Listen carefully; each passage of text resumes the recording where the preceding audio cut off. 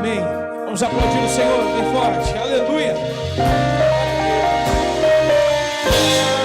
Aleluia. Graça e paz a todos. Amém. Sejam bem-vindos à conferência Igreja, Casa de Oração. Aleluia. E eu me sinto privilegiado de poder estar aqui nesse momento e fazer a abertura dessa conferência, porque Deus ele tem nos despertado a entendermos com a verdade da palavra, do seu reino, do seu espírito para esse tempo, a relevância da igreja, o propósito que a igreja tem nele, do porquê da sua existência, do porquê dela ser plantada em um lugar, do porquê haver tantas igrejas, algumas que até dão bom testemunho, outras que nem tanto, mas há um propósito da igreja existir.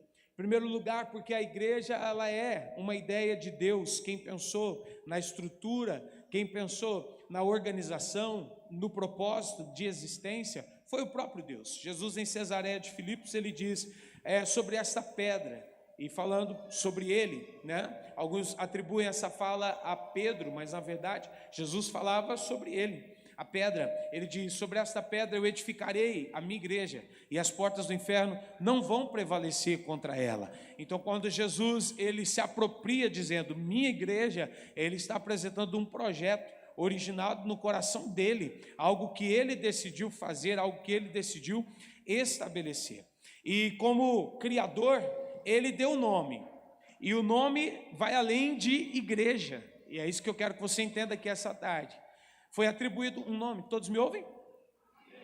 Você sabe que eu sou invocado, né? Eu tenho a palavra de Deus para o seu coração hoje, e eu quero que você venha comigo nesse propósito. Ele deu um nome além de igreja, e ele fundou uma instituição que hoje nós conhecemos de diversas formas, né? Jerusalém, Assembleia de Deus, Batista, Metodista, Wesleyana, Presbiteriana, Adventista, há muitos nomes, mas Jesus deu um nome só. Ele disse, a minha casa será chamada casa de oração. Ele fundou a igreja e ele estabeleceu que essa igreja tivesse como identidade, casa de oração. Então a igreja ela é uma ideia de Deus. E eu gostaria de falar nesses próximos minutos que além de ser uma ideia de Deus, a igreja é uma resposta de Deus para o mundo. Isso porque ao longo de toda a história da humanidade, queridos, cada geração ela vem enfrentando o que é nominado como um espírito do tempo. Os alemães, eles chamam isso de Zeitgeist, o espírito do tempo. O que isso significa? Zeitgeist significa um conjunto de ideias, uma ideologia, um conjunto de valores e até mesmo de pressões que moldam uma geração. Então, em cada tempo, levanta-se uma crise geracional. Essa crise geracional é governada por esse espírito do tempo. Mas em cada uma dessas crises, ao longo da história, nós vamos ver que houve uma reação da parte de Deus. Por quê? Para cada crise e para cada espírito do tempo, Deus levantou uma resposta. E isso é importante nós entendermos. Por quê? Porque nós estamos no meio da história. Nós fazemos parte da história, não começou em nós, mas estamos dando continuidade. E a pergunta aqui hoje não é exatamente qual é o espírito que está operando nesse tempo, mas a pergunta que eu quero conduzir vocês nesses próximos minutos é: qual é a resposta de Deus para esse tempo? Qual é a resposta de Deus para essa geração? Qual é a resposta de Deus como igreja para esse momento? Quando nós olhamos o século I até o século III, nós vamos ver um espírito ou uma regência de tempo sendo operada naquele momento. O Império Romano, ele traz a divinização do imperador, ou seja, o império ele exigia que o imperador fosse adorado como um deus. Relativizou a presença, a figura, o mover e trouxe como figura central para um nível de adoração o imperador. Eles tinham culto, e nesse culto imperial, uma ferramenta que era uma ferramenta tanto política quanto religiosa, eles traziam a figura do imperador como um deus, e todos deveriam se prostrar diante dele para adorá-lo. Isso está refletido em uma citação na conhecida Carta Trajano de Plínio, que foi um jovem governador de uma província romana da Ásia Menor, onde ele relata de forma explícita exatamente esse momento. Ele diz: olha, os cristãos estão sendo acusados de ateísmo. Por quê? Porque estão se recusando a adorar um imperador. Então, a divinização do imperador foi um espírito do tempo do século I, onde a igreja está ali nascendo, ok? Até o século 3. E eu quero que você entenda exatamente esse ponto. Quando a divinização do imperador veio como espírito do tempo, Deus fez nascer a sua igreja, aquela que nós conhecemos como a igreja primitiva, que tinha em essência um valor primordial: não negociar a sua fidelidade. Enquanto os romanos declaravam: adora o imperador, essa igreja se levanta e diz: nós adoraremos somente ao Senhor nosso Deus, somente a Ele nos prostraremos, somente a Ele nós ofereceremos cultos. Então a igreja nasce mediante a um espírito do tempo, a uma provocação, e ela nasce com uma resposta. No livro de Atos, capítulo 5, versículo 29, eles escrevem dizendo: importa obedecer a Deus do que aos homens. Isso é poderoso. Então o que eles estão dizendo nisso? Que a fidelidade, ela precisava permanecer, mesmo eles sendo perseguidos. Que eles deveriam ser testemunhas públicas de uma ação de Deus, de uma resposta de Deus. Que eles deveriam ter a santidade como um estilo de vida, e não como um rito, e não como parte de uma religião. E até, se fosse necessário, eles morreriam por causa dessa aliança. Eles morreriam por causa dessa fidelidade. É quando nós vamos enxergar os primeiros martírios da história. Então realmente eles entenderam o que importava nesse momento, onde a figura de Deus estava sendo provocada num relativismo, onde o imperador estava sendo endeusado, que eles precisavam permanecer, eles precisavam obedecer a Deus do que aos homens. Qual foi o resultado disso? O evangelho se espalhou por todo o império. Quanto mais a igreja primitiva era perseguida, mais o evangelho estava alcançando novas pessoas e novas vidas. Então Deus trouxe uma resposta no tempo exato. Quando nós caminhamos ali para o século XV, século XVI, nós vemos o espírito do tempo se manifestando, a renascença. Talvez você lembre lá nos conteúdos de história, a forma com que esse espírito do tempo exaltou o humanismo, trazendo para dentro da própria igreja, de forma institucional, uma corrupção espiritual e, sobretudo, a comercialização da fé, como a indulgência. A ideia principal do humanismo, vertente da renascença, é que o homem se tornou o centro de todas as coisas. O homem se tornou o eixo central de todas as coisas. E como resposta veio a reforma protestante. A Bíblia diz que Deus levanta Martinho Lutero no ponto inicial, em 31 de outubro de 1517, e eu faço questão de citar essa data, porque o Theo nasceu dia 31 de outubro, quando a reforma protestante completou 501 anos, e eu disse: nasceu um novo reformador. Está dando trabalho forjar esse reformador, não está fácil, mas eu acredito que vai dar certo. Se a igreja dizer amém, vai dar certo mesmo, amém. Dia 31 de outubro de 1517, Deus levanta Martinho Lutero com um único ideal. Qual? Remover as distorções humanistas que estavam infiltradas dentro da igreja. Há um ponto na história, em 1521, onde, diante da Dieta de Worms, uma Assembleia Imperial do Sacro Império Romano Germânico, convocado pelo imperador Carlos V, quando ele foi pressionado a se retratar diante das suas 95 teses, que tinha como objetivo remover toda a distorção humanista que tinha sido infiltrada na igreja, ele afirma categoricamente diante de todos, inclusive do imperador Carlos V: a minha consciência, ela está cativa à palavra de Deus. Como quem diz: eu não vou conseguir.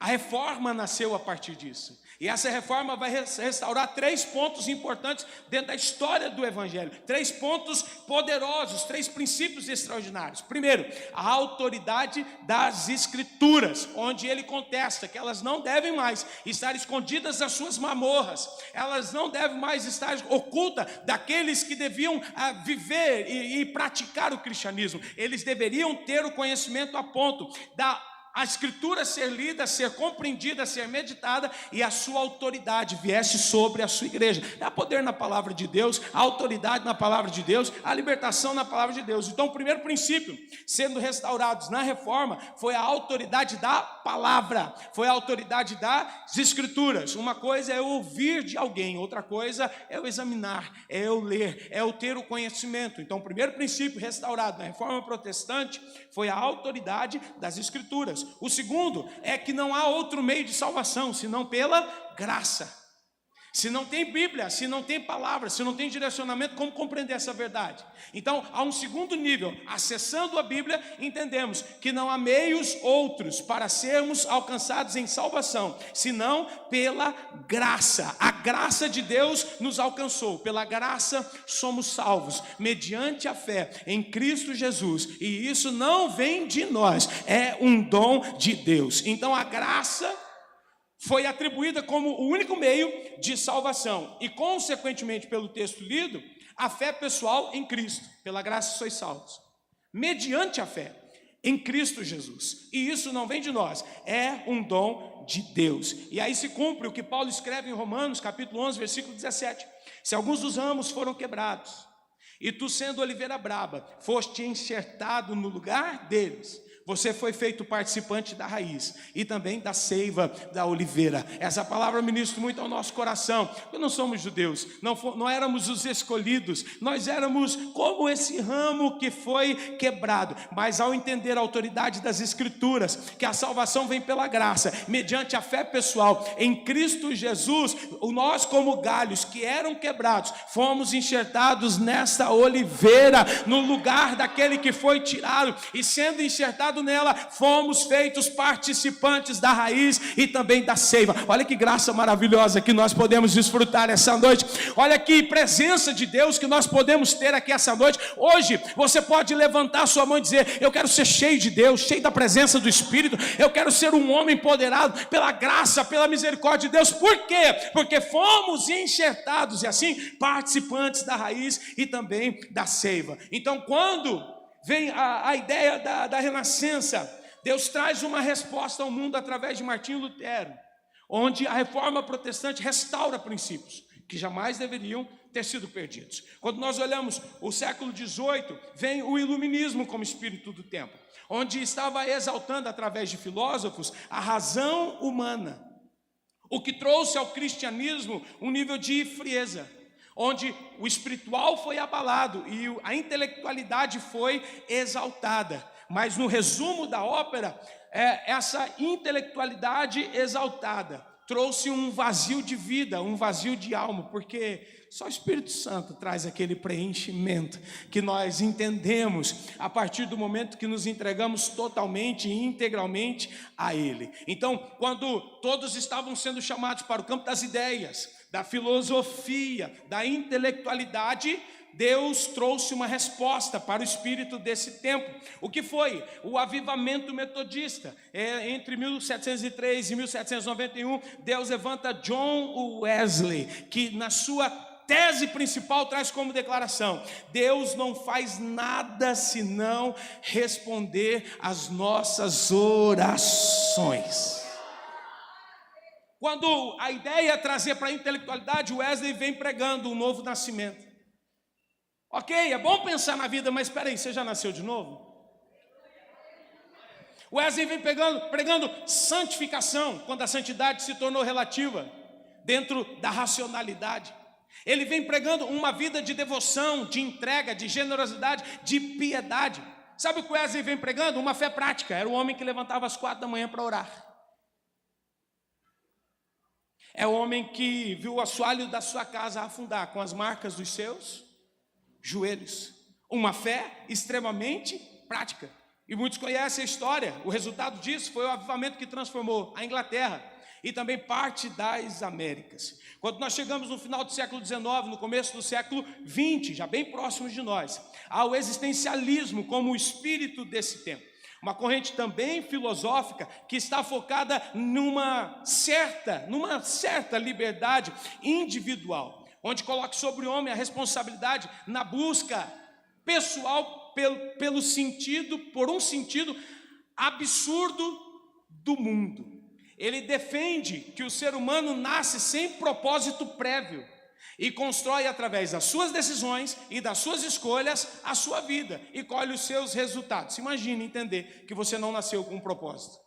Imagine entender que você não existe porque Deus confiou a você um plano, um projeto. Imagine entender que você é fruto do acaso. Essa ideia absurda, ela trouxe crise no sentido de existência. Ela trouxe confusão no entendimento das pessoas e, sobretudo, enquanto a mente estava oscilando no entendimento e cada vez mais entrando numa crise, a espiritualidade se tornou vazia, porque a pregação é sobre uma fé intelectual. Imagine ter uma fé intelectual. Não que ela não precise ser inteligente, mas fé no campo da intelectualidade, escute, o resultado disso foi o distanciamento do sobrenatural.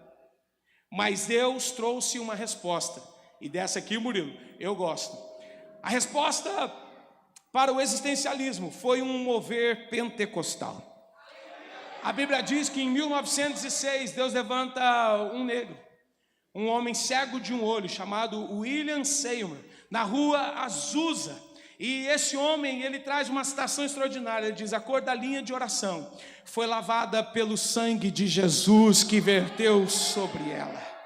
O que ele vem restaurando? O batismo com o Espírito Santo. O que ele vem restaurando? Os dons do Espírito. Espera aí, então quer dizer que a fé não é intelectual? Que sinais são esses? Que derramamento é esse? Que invocação é essa? Ele começa a restaurar o poder sobrenatural e, mais do que isso, o envio, o fogo missionário. Sabe por que nós temos dentro dessa nação um mover pentecostal através de dois missionários suecos, Daniel Berg e Gunnar Wingren, que para lá em Belém do Pará, trazendo dentro de si uma chama de avivamento, uma chama pentecostal que foi acesa na Rua Azusa. O mover da Rua Azusa, 1906, eles chegam no Brasil em 1910 e aqui começa a propagação nas Américas do mover pentecostal. E agora eu preciso que você dobre a sua atenção. Por quê? Porque hoje nós também temos em eminência um espírito do tempo. Ele é o pós-modernismo, e alguns estudiosos que dizem que esse é o pior de todos. Por quê? Porque de maneira sorrateira, o pós-modernismo, o progressismo, ele está infiltrado dentro da igreja. Ele está muito presente nos nossos dias. O senhor fala acerca do quê, pastor? Do relativismo moral, de uma verdade questionada, de uma espiritualidade sem compromisso, de uma fé diluída, de uma confusão na própria identidade, homens achando que são mulheres, mulheres achando que são homens, e de um humanismo querendo voltar ao centro de todas as coisas. Escute, esse mundo de hoje, esse espírito do tempo, eles não rejeitam a espiritualidade, mas eles rejeitam uma autoridade. Entender que a igreja é uma autoridade é um problema. Entender que existem autoridades na igreja é um problema. Isso porque toda a autoridade, seja pai, seja mãe, seja professor, você lembra? Eu fui educado pelos meus pais que estão ali, que dentro da sala de aula a autoridade é a professora, é o professor. O que eles falarem é regra, o que eles falarem é dito e acabou. E hoje? E hoje, você tem várias professoras aqui, certamente vocês recebem visitas de alguns pais questionando alguma decisão sua, algum comportamento seu, isso porque não tem nem mais palmatória na mão, né? Eu tinha uma professora, ela era muito legal, ela era doidinha de pedra, ela era professora de história. Eu acho que, estudei com ela quinta, sexta, sétima e oitava série. Eu acho que se eu vi ela escrevendo quadro umas 2 vezes, durante todo esse período, foi muito. Ela sentava na mesa dela e ela ensinava como ninguém. Nós aprendemos história, ela contando a história. Era incrível, mas ela era meio nervosa. E eu me lembro dela querendo dar aula aqui, e a gurizada conversando, sala de aula, né? Igual o pastor querendo pregar e o povo fala, aleluia. E ela querendo falar, uma hora ela ficou muito chateada, que ela virou para trás assim, ela pegou um pedacinho de giz que sobrou da professora anterior, e sabe aquele marcinho que toda sala tem? Ela só mirou, negão. Pá! Acertou. Bem no peito do menino. Pensa que todo mundo ficou em suspense. Imagina um professor fazer isso hoje. Imagina a denúncia, a polícia, os direitos humanos, o direito disso, o direito daquilo. O que está acontecendo com esse mundo? Eles não rejeitam uma espiritualidade, mas eles rejeitam todo nível de autoridade. Mas o que nos importa para abrir essa conferência é que assim como existe esse pós-modernismo, assim como existe essa visão, essa ideologia progressista, como espírito desse tempo, tentando relativizar moral, a verdade fluida, pregando uma espiritualidade sem compromisso, o ecumenismo, que é perigoso demais em várias situações, uma fé diluída, uma confusão de identidade, um humanismo progressista. Deus tem uma resposta profética para esse tempo. E eu quero que você entenda algo. Deus está levantando uma resposta para essa geração. Sabe qual é essa resposta? A igreja. A resposta para essa geração, o que esse mundo precisa, é da igreja. Não exatamente a estrutura, porque a igreja não são paredes feitas pelas mãos dos homens. A igreja que hoje nós chamamos de casa de oração. Sabe qual é a resposta para esse tempo? Uma igreja posicionada, igreja. Uma igreja cheia do Espírito Santo. Uma igreja que se nega a se mover no natural, no racional, na intelectualidade, só no campo das ideias. É claro que hoje ninguém é ignorante, ninguém aceita qualquer palavra, ninguém aceita qualquer balela. Não, nós temos uma fé que ela é fundamento, ela é fundamentada, ela tem existência, ela tem conteúdo. Mas escute, o que essa geração precisa é de uma igreja que não só opere no natural, nem na intelectualidade, nem no conhecimento sólido, mas que também se mova no sobrenatural, mas que também opere no sobrenatural. É o que Isaías disse e o que Jesus repetiu no Evangelho: a minha casa será chamada casa de oração para todos os povos. Todos poderão ser acolhidos nesta casa. O que nós chamamos de igreja, Jesus nos ensinou, é casa. Como foi falado no vídeo, casa de acolhimento, casa de intercessão, casa de oração. O que Deus está nos chamando, escute, o que vai nos marcar como uma resposta para o espírito desse tempo é uma igreja posicionada em oração, não tem para onde correr. É uma igreja posicionada em busca, em intercessão. É uma igreja posicionada a alargar. Eu queria que todo mundo ouvisse a palavra. É uma igreja assim determinada a alargar todo o comando. É uma igreja que não está fundamentada em eventos. É uma igreja que não está fundamentada em movimentos vazios, em uma agenda repleta de janeiro até dezembro. É uma igreja que traz a oração como posicionamento no seu estilo de vida. Isso é extraordinário. Sabe, Deus está nos despertando para isso, e eu estou aqui como pastor provocando a igreja para viver essa identidade como estilo de vida.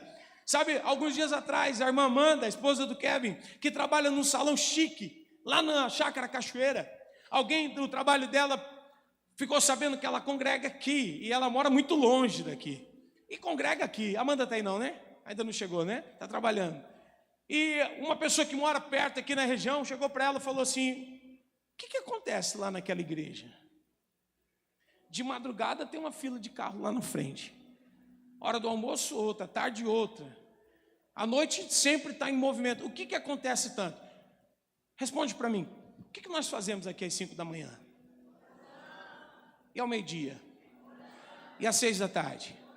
Deus está nos chamando a nos posicionarmos como a resposta dele para o espírito desse tempo. Por quê? Porque esse relativismo imoral, essa crise de identidade, de autoridade que esse mundo vem pregando não vai ser infiltrada dentro das nossas igrejas, não ocupará espaço de relevância no meio da nossa igreja, porque se isso acontecer, nós tomamos distância do que a palavra de Deus está nos ensinando. Mas se nós perseverarmos na fidelidade do nosso coração, entendendo que o nosso posicionamento orando, e não só em eventos, não só quando tem, vamos orar, por quê? Porque vai ter evento, não, orar mesmo não tendo evento, orar não só por uma agenda, mas por um estilo de vida. Escute, quando nós entendermos isso, sabe o que vai acontecer? Nós vamos viver um autêntico mover apostólico.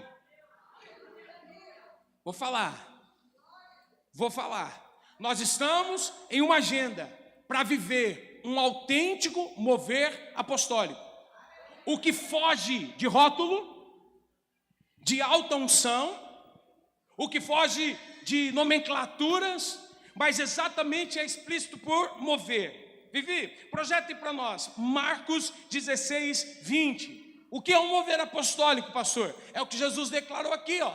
Marcos 16, 20. E eles, tendo partido, eclésia, de dentro para fora, saindo das quatro paredes, e eles tendo partido, pregaram por todas as partes, cooperando com eles quem?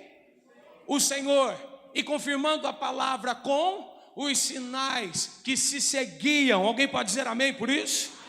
É quando nós somos enviados, e aqui é apostólico, quando nós rompermos com as nossas limitações estruturais ou com o nosso comodismo espiritual, sabendo que em todas as partes que pregarmos, Deus cooperará conosco, confirmando a palavra que nós pregarmos, e trará essa confirmação através do quê? Sinais, através do quê? Prodígios, através do quê? Maravilhas, através do quê? Milagres. Do que o Senhor está falando? Eu estou falando de envio, eu estou falando de autoridade espiritual. Eu quero viver um autêntico mover apostólico, eu quero viver envio. Nós queremos viver envio, nós queremos viver a autoridade espiritual. Sabe o que nós queremos viver? O governo do Espírito, o Espírito governando a igreja, o Espírito direcionando a igreja, e através disso o reino de Deus sendo expandidos. Diga comigo: sinais, prodígios e maravilhas. Diga para quem está do seu lado: essa geração, ela não será alcançada apenas por argumentos. Diga: eles terão que ver os sinais, eles terão que ser alvos de prodígios, eles terão que ser alvos de maravilhas. Será que tem uma igreja disposta a viver um autêntico mover apostólico, posicionada em oração, para estar na agenda de Deus e não na sua própria agenda, para estar no propósito de Deus e não nos seus próprios propósitos? Será que tem alguém que deseja ser como Paulo foi? 1 Coríntios, capítulo 2, versículo 4, o personagem mais intelectual da história do Evangelho, ele vai dizer assim: a minha palavra e a minha pregação não consistiram em palavras persuasivas de sabedoria humana, mas na demonstração do Espírito e de poder. Ele prega, o sermão se estende, Eutico está na janela, ele cai da janela, ele quebra o pescoço, ele morre. Paulo desce, vai a Eutico, ora por ele, e aquele que estava morto reviveu, e Paulo continuou a sua mensagem. Mas espera aí, ele só não é bom em palavra, ele só não é bom em falar, ele não é só bom em argumentos? Não, nós também somos bons em demonstrar o poder de Deus e a ação do Espírito Santo. Por quê? Porque isso não é nosso, isso é de Deus, é a graça de Deus, mas é uma igreja que está posicionada e quer viver esse mover. Orando essa semana, Deus colocou algo muito poderoso no meu coração. Ele vai marcar essa conferência com cura.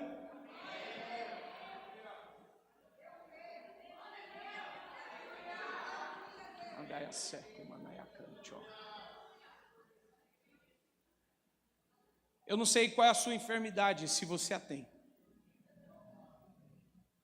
mas Deus falou ao meu coração que vai marcar essa conferência 2026 com cura. Sabe o que Deus falou comigo? Que para vivermos a cura depende de duas coisas apenas: alguém que se levante num autêntico mover apostólico, possuído pelo Espírito, como eu preguei domingo passado acerca de Sansão. Possuído pelo Espírito, impõe as mãos sobre aquele que está enfermo e decrete a cura. A primeira coisa é alguém que ore, é alguém que libera, é alguém que profetiza, é alguém que chama a existência. É isso que eu quero que você entenda. No ano da oração, Deus quer posicionamento da igreja. E assim como rios não respeitam pedras ou curvas, ele simplesmente flui. O Espírito Santo não precisa de uma autorização superior para fazer a obra que ele quer. Ouviu?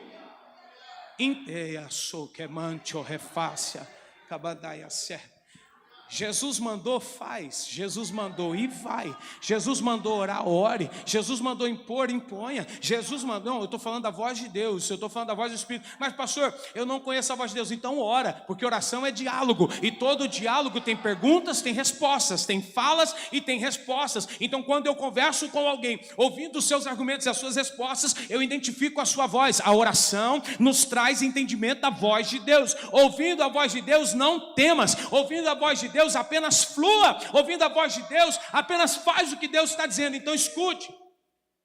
Tudo o que o espírito desse tempo tem feito na direção desta geração é marcado ela com dores emocionais.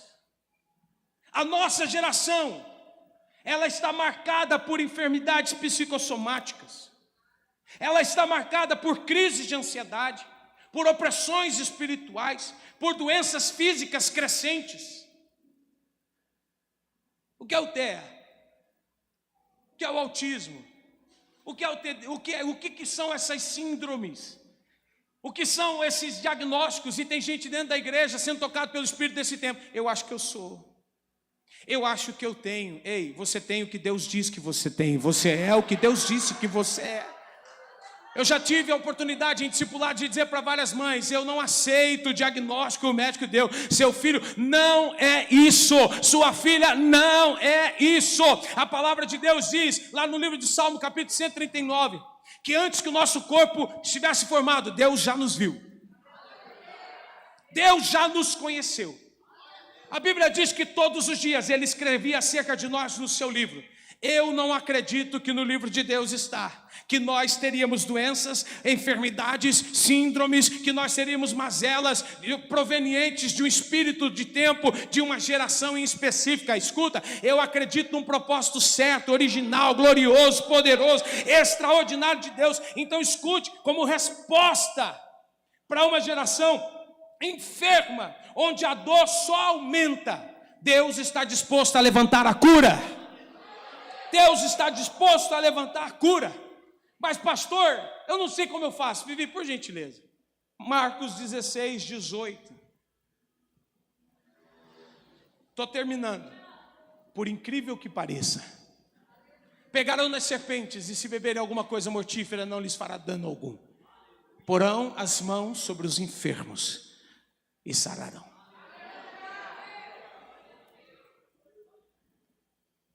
Diga para quem está do seu lado: Deus está mandando você ir. Porque assim como a igreja primitiva enfrentou Roma, assim como a reforma protestante enfrentou a corrupção, assim como Wesley foi levantado para enfrentar o racionalismo, assim como Azusa enfrentou o vazio existencial, Deus está levantando a sua igreja como casa de oração para esse tempo. A igreja, casa de oração para esse tempo. E eu me baseio para concluir a mensagem em Romanos 13, 11, Vivi, onde Paulo disse assim, ó: e digo isto, que conhecendo o tempo, que já é hora de despertarmos do nosso sono,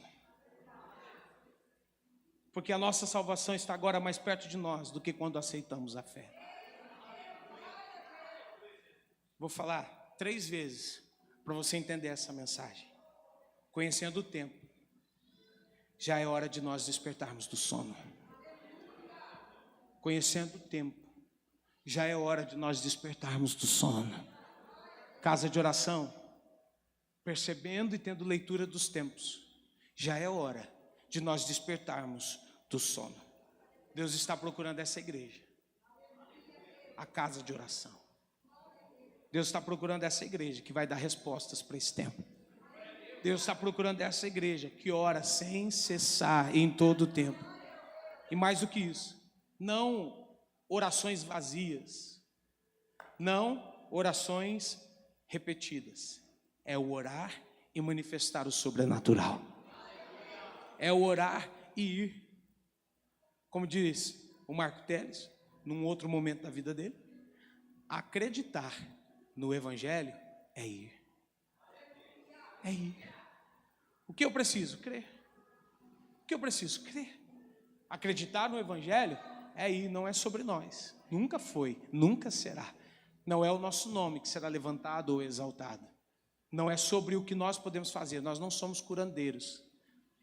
No máximo que nós podemos fazer é indicar um remédio que você usou quando teve uma dor de cabeça, uma dor de garganta. Mas quem cura é Ele. Ele cura, Ele sara, Ele restaura, Ele levanta, Ele toca, Ele transforma. Ele é Senhor. Escola de pé, igreja. Qual é a resposta que nós temos para esse tempo? Qual é a resposta que nós temos para esse tempo? Tem alguém aqui que em algum momento da sua vida recebeu uma palavra profética, uma profecia, uma palavra de conhecimento, que Deus estava te entregando dons de cura? Tem alguém aqui? Levante as mãos. Venham aqui à frente, por gentileza. Todos que entendem ter o dom de cura, venham aqui à frente.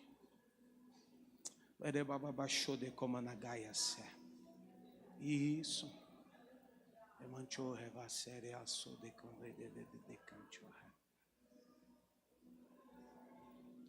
Por que o silêncio da igreja? Vamos lá? Deus está aqui. O Espírito Santo de Deus está aqui, ele se move.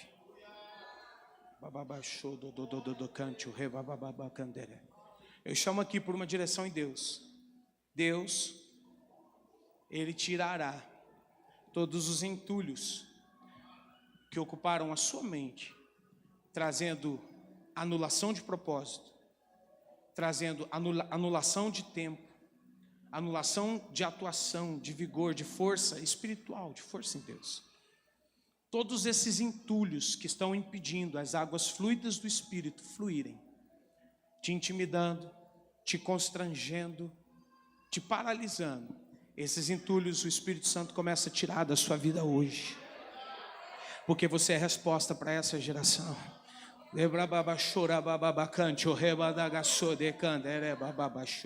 Há uma nova unção para o seu ministério, há uma nova unção para o seu dom, há uma nova unção para o talento que Ele colocou na sua vida, porque hoje ainda Deus vai te usar para que o enfermo seja curado nesse lugar.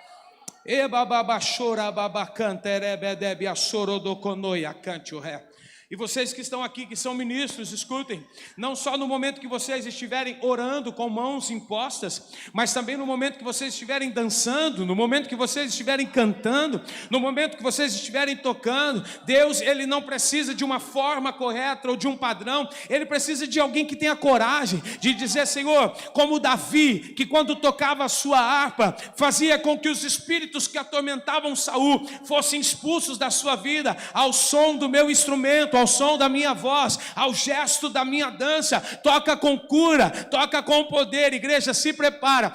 Muitos enfermos sairão de louvores curados, muitos enfermos sairão de momentos que nós não entendamos ser objetivamente um momento de cura, totalmente restaurados. Vocês que estão à frente, levantem as suas mãos, por gentileza. Igreja, vamos orar. Pai, o que o Senhor entregou na vida desses homens e dessas mulheres, o que o Senhor entregou na vida dessa igreja, é algo muito específico da parte do Senhor. E agora, Pai, nós oramos para que de forma torrencial os céus que já estão abertos sobre nós comecem a derramar o óleo de alegria sobre o óleo de poder sobre essas vidas, Pai, uma unção poderosa de revestimento sobre eles, lustrando os seus dons, lustrando os seus talentos, tirando os entulhos da anulação, tirando os entulhos, Pai, do confessar negativo, negativo, tirando os entulhos das dúvidas, dos questionamentos. Há muitos aqui que estão, Pai, numa negação de não entenderem se ainda tem, se já perderam, se não tem, Pai. Passa com a tua mão de Deus e começa a lustrar, a limpar, a trazer a evidência, porque essa é a tua resposta para essa geração. A igreja do Senhor que é viva, não só na palavra, mas nos sinais, nos prodígios, nas maravilhas e nos teus milagres. Senhor, enche esse cantil de azeite essa noite. É bachuri canto, é. A praço de coma nagai, a série, a so de canto, remandai a canto. Espírito Santo, toca nessa garganta que te louva, toca nessas mãos que tocam, toca, Pai, com fogo do teu Espírito e com mais a tua presença, Senhor. Toca na vida do pregador, da pregadora, do missionário, daquele que tem o desejo de viver esse autêntico mover apostólico, Pai. Vem com a tua unção e os toca em nome de Jesus. Louva, canto, rende, que assou de calaiaçé. Não despreze o dom de Deus que há em ti, assou de comanagai. De profaço e de canto, reprova o que lhe foi confiado por imposição. Não despreze o dom de Deus que há em você. De conoia calaba shuricanto, derrama óleo.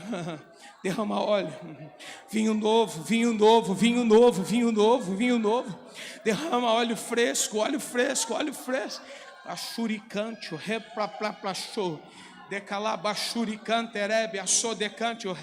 Eu vejo Deus levantando uma igreja em posicionamento. Eu vejo um exército se levantando simplesmente para cooperar com o que Deus quer fazer. Ei, quando Deus falou comigo que havia uma agenda de cura, é sobre Ele, é sobre o que Ele quer fazer. E aqui nós levantamos homens e mulheres, uma igreja, uma casa de oração posicionada para quê? Para fluir acerca da agenda de Deus, para fluir no que Deus quer fazer e no que Deus quer operar.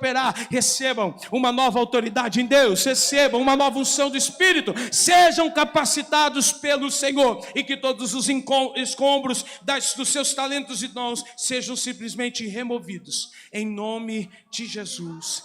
Amém.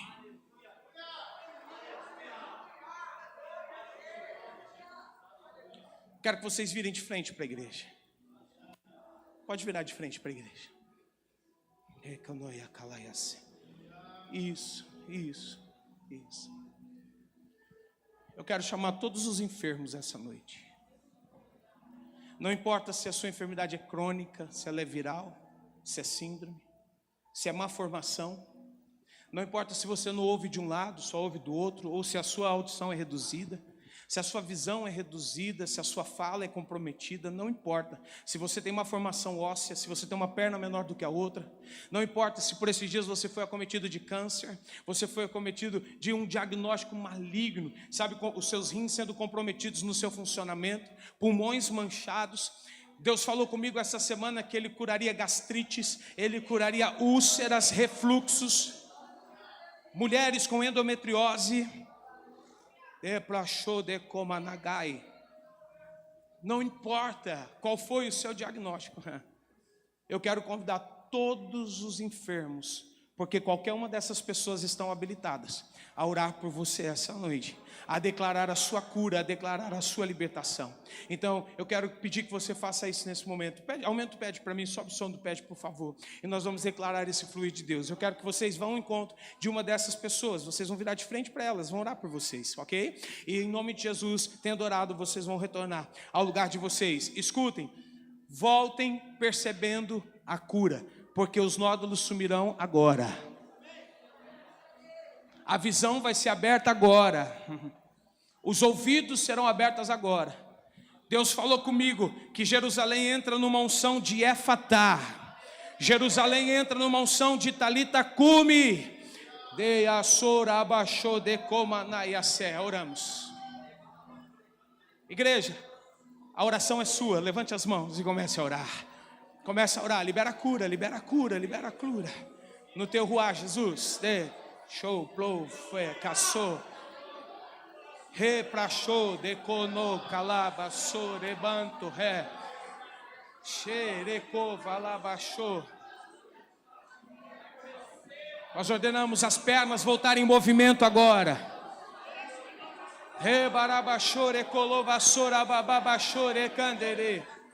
Você que está acompanhando pela live, o mover de cura do Espírito de Deus toca a sua vida aí agora. Eu ordeno que agora os teus rins voltem a funcionar em nome de Jesus. Eu ordeno agora que essas manchas nos seus pulmões desapareçam.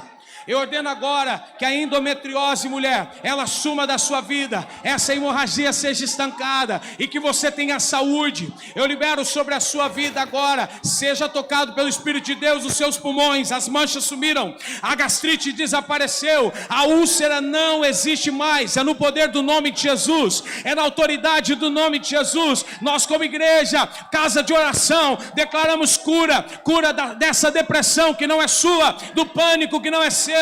Os teus filhos estão sendo livres do autismo, do TDAH, de todas as outras síndromes existentes pelo Espírito desse tempo. Seja tocado por Deus. Você que teve má formação óssea, sinta o Senhor te operando e tudo tomando lugar agora. Você que teve má formação vascular, Deus toca o teu coração, todas as suas veias, Deus toca agora em nome de Jesus a sua coluna, Deus toca todas as suas vértebras. Eu declaro que a hérnia de disco desapareça. Nós profetizamos que a hérnia abdominal desapareça. Dores saiam, enxaquecas saiam, dores na cabeça, em nome de Jesus. Hidrocefalias, nós repreendemos agora na autoridade do nome de Jesus. Caroços no cérebro, nós repreendemos agora em nome de Jesus. Artrose, nós repreendemos agora em nome de Jesus. Sinusite, rinite, nós repreendemos agora toda doença respiratória, nós repreendemos a pneumonia, a bronquiolite, nós repreendemos agora em nome de Jesus. Ei, levanta a voz, igreja, vamos lá. Não, se posiciona, vamos lá. Rebarabaxô de comanayaçô de cantere bababaxô. Replaçô de cante o ré.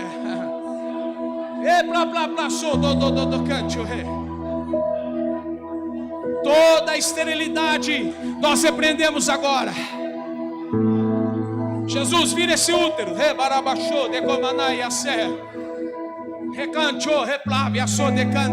Jesus, toca esse homem que é infrutífero. Em nome de Jesus, toca ele com vida. A tua palavra diz, ó Deus,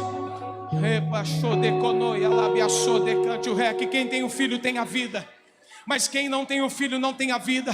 E por termos o Senhor, essa noite nós declaramos a tua vida.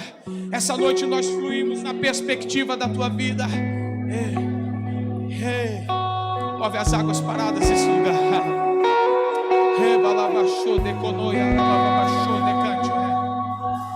Tua palavra diz, cura-me, serei curado.